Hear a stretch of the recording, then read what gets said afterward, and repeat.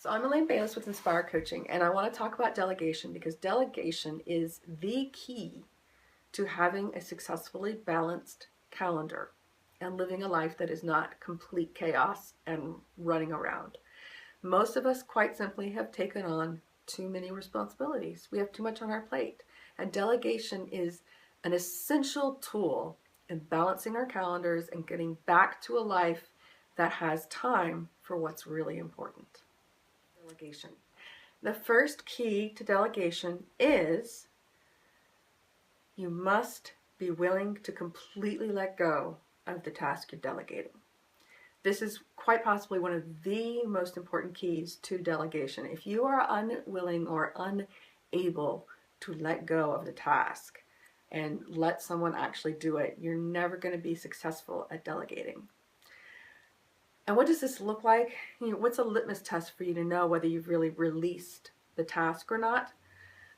Are you doing it behind their back? So, for example, dishwasher. Does your husband load the dishwasher and then you come behind him and rearrange all the dishes? Does someone write a report for you and then under the guise of editing the report, you actually rewrite the entire thing? This indicates a lack of confidence in the competence of the person you've delegated the task to. So it actually communicates to them, hey, I don't think you're actually competent. I asked you to do this, but I secretly think you're going to fail. So it's very important to keep in mind that delegation only works when you are really able to completely let go of the task that you are delegating. And that means that you're hands off, you let the person do the task in their own way and in their own methods, and all you worry about are the end result. Was the task successful in producing the desired result? So that is the first key to successful delegation. Elaine.Bayless. The second key is teaching is good, criticism is bad. Okay? And what I mean by this is you may have to do a little bit of upfront teaching. For example, maybe you got a new dishwasher. Maybe you moved into a new house and there's something funny about the way the washing machine works. Maybe you moved into an old house and you have to there's a magic combination to make something work, right?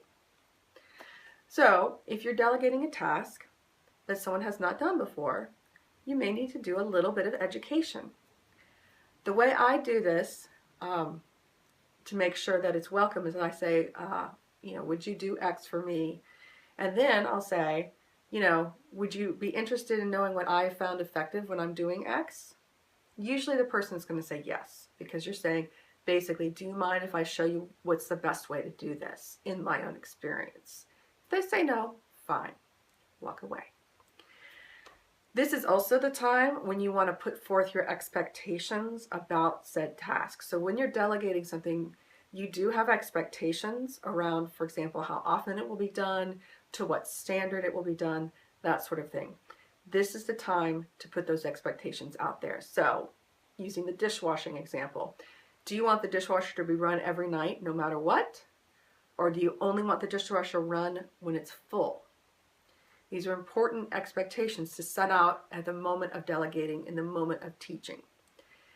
You don't want to bring those up later because that's going to feel like and look like criticism. And it goes back to the first thing. So you want to make sure you really focus on, okay, you teach in the moment of delegation and then you let go. And only offer the advice if it's asked for again. Delegation. The third key to successful delegation is focus on the result. Focus on the ends, not the means. Okay?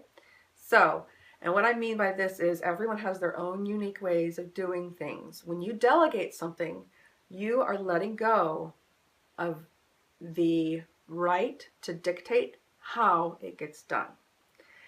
And I get it. I really do get it, y'all. Okay, I'm a mom and I've seen other people put my daughter in outfits that I never would have put her in. But you know what?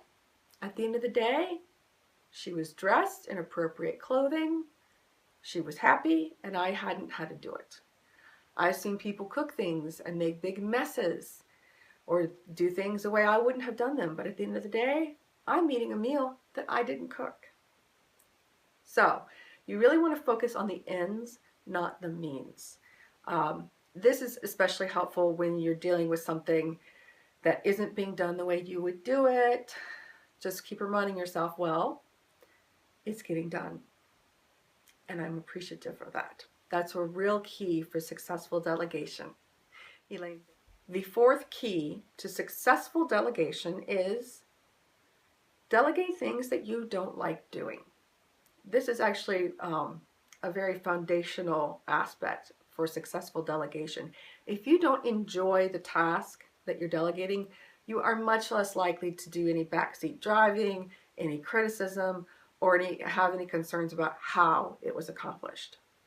So I really encourage you, if there's something you dislike doing, delegate that task. Keep doing the things that you enjoy, keep doing the things that you like, the things you hate doing, find a way to delegate them. And that's going to really let you focus on what's important to you, what you're talented at, what you're good at. And it's going to let you be really successful in what you've delegated, because you can just say, I'm not doing it. And that's all that really matters.